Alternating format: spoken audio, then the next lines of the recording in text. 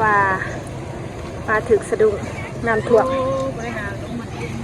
ห้องวาการแล้วทุกคนแต่ว่าสุดนี้หอบนี่ยังมันบ่แห้งปานใดเนาะมันกำลังน้ำกำลังขึ้นเลยตอนนี้ตึกสะดุ้งแคมห้องวาการทางนั้นใส่มองก็มีเลยทุกคนใส่มองแล้วโยกกระดุ้งทางนั้นก็น้ำท่วมอีกแล้วหอบที่ทลายละนี่ค่ะที่4แล้วปะจ๊ะที่4แล้วทุกคนผู้สาวได้โยกกระดุ้งเลยสาวโสดนะเนี่ยผู้สาวจนใจทักมาวะผู้สาวโยกกระดุ้งคนมาเผาผู้สาวโยกกระดุ้งแล้วมันเบิ่งอะไรได้แล้วบัดนี้มานเลยสิทธิ์แห้งร้ายผู้สาวผู้สาวเขินกล้องแล้วว่าจะดีว่าจะดีโสดอีลีป่ะโสดอีลีได้ทุกคนใครอยากได้โมเมนต์ใครสนใจทักมาได้เลยเพื่อนว่าทักมาได้ใครสนใจบอกหน่อยได้เดี๋ยวจะสบายนะลูก3กับบทาเอาลูกได้แบบมีแบบว่าเอาเมียแล้วมีลูกแถมพร้อมสบายป้าเบิ่งเด็กน้อยดินน้ำนะคะน้ำท่วมหอบที่4แล้วทางด้านสายมองป้าหมานแท้วันนี้ว้าวโสดรถหมานเลยทุกคนพ่อสาวโสดรถหมานเลยบางคนเห็นรถเที่ยวนี่ก็คือ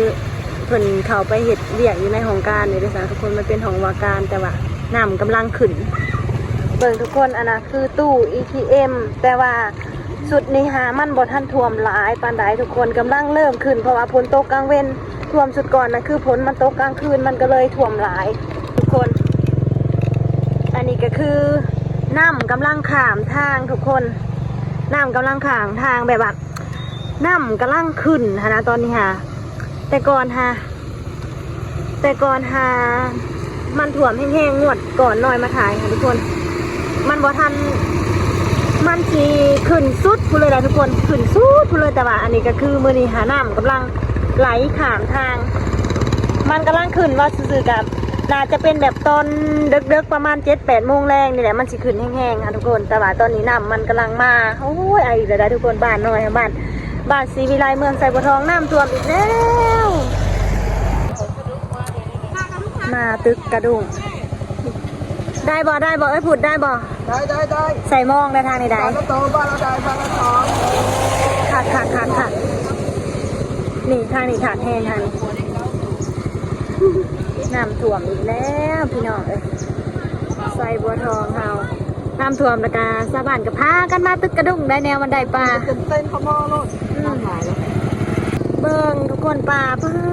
มีแต่ตัวใหญ่ๆพอดีก้อยแซ่บความตรงนี้แล้วเป็นโทษแล้วเฮาน้ำท่วมแล้วทางนั้นนะขามทางเลยนะเดี๋ยวน้อยสิพาไปเบิ่งทุกคนปลาแล้วโอ้ขักมาอะไรโอ้ได้แล้ว3 นี่ตึก3 ชั่วโมงเฮาตึกมื้อนั้นเบิดมื้อได้บ่ฮอด3 เจ้า3 ตึกอยู่หั่นเขาไปได้เลยได้ยอวับยอวับเดี๋ยวนี้กะว่านี้ก็บางมากก็ได้หลาย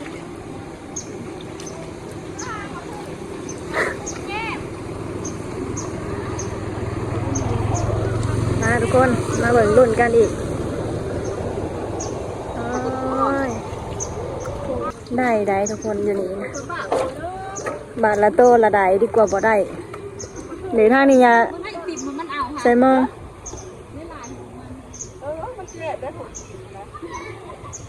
ขึ้นทางไหนครับไปทุกคนพาพ่อแม่พี่น้องเลาะยามแรงมาเบิ่งน้ำท่วมน้ำกำลังขึ้นพ่อแม่พี่น้องเอ้ยได้ย้อนฝนเศร้า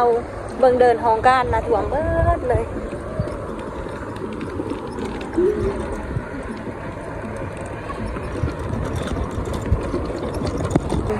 สุดแคมทางเลยบ่อนตึกกระดุ่งสุดแคมทางทุกคน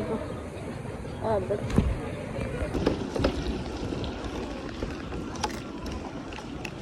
น้ำท่วมอีกแล้วทุกคน ทางนี้ก็คือบอนที่มันถ่วมเป็นประจำนะทุกคนเนาะเริ่มปิดห่านไปเลยทางนี้เพราะว่าน้ำมันถ่วม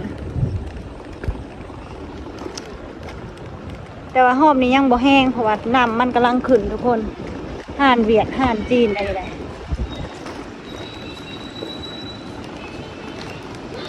อันนี้ก็คือทางไปห้านอาหารทุกคนนี่เบิ่งถ่วมเบิดเลยห่านข้าวเปียกแล้วก็อันนี้ก็คือห่านเวียดตัวนี้ห่านเวียดทุกคนกระโตไปทางนั้นละแมนห่านอาหารนะทุกคนนี่ถอยหน่อยนะทุกคนที่นี่จำหน่ายเบียร์สวรรค์โอ้ยน้ำท่วมแล้วเดี๋ยวหน่อยจะพาไปเบิ่งสุดนั่นแต่ว่าหอบก็มาเจอคนสวยอีกแล้วนี่ปลามาหล่อน้ำท่วมหอบนี่ห้ามบ่ท่วมร้ายซ้ำหอบก่อนเนาะไผทุกคนไผจือแนมเป็นไผมันตกกินแต่เป็นบ่แห้งไผทางหลังนะไผทางหลังนะเอ้ยมาเจอสกุอ่อนไปตลาดทุกคนมาถ่ายย่ามมื้อแรกได้น้ำท่วมกว่าได้เนาะได้แท้อันทบอนค่ะเบิ่งผักแท้ซื้อกินถ่ำแต่ว่านาเดียฮะปลาหมึกฮะแสนดูหนุดเขาลุยน้ำมันผูไปได้บ่วิทย์บ่โมวิทตี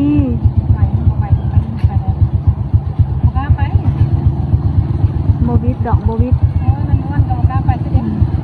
โมวิททุกคนมาน้ำไปเนี่ยหรือเขาไปบ่ได้แล้วไปหากันไปทุกคนไปเบิ่งทางนั้นน้ำกำลังที่เริ่มเข่าถ่วมทางเลยเพราะว่าตอนนี้หาคือมันกำลังขึ้นน้ำมันกำลังขึ้นทุกคนน้ำมาท่านได้ขามทางเพราะว่าฝนตกมันหอบขำดิถ้าแมนฝนตกเมื่อคืนกะมันอาจจะถ่วมเนี่ยคันเมื่อแรงฝนตกอีกแล้วแมนถ่วมทุกคนเบิ่งทางนั้นจะถ่วมเลยได้ทางนั้นได้หาดนองสีได้ทุกคนถ่วมแล้วหาดนองสีเฮาถ่วมเหมือนเดิมนี่ก็แต่ว่าน้อยบ่กล้าไปดอกทุกคนเลยน้อยมาถ่ายให้พวกไอ้พี่น้องเบิ้งซื้อน้อยบ่กล้าไปเบิ้งอันนั้นห้านน้องสีได้สีบัวค่ะทุกคนใครเห็นแล้วก็เบิ้งเส้นทางถ่วมเหมือนเดิมไปทุกคนบ่กล้าไปทางนี้ครับ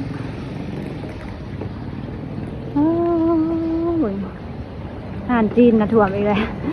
อันนี้ก็คือห่านแป้งดดพี่น้องชาวจีนน้องของพี่น้องดิน้ำท่วมอีกแล้วท่วมอีกแล้ว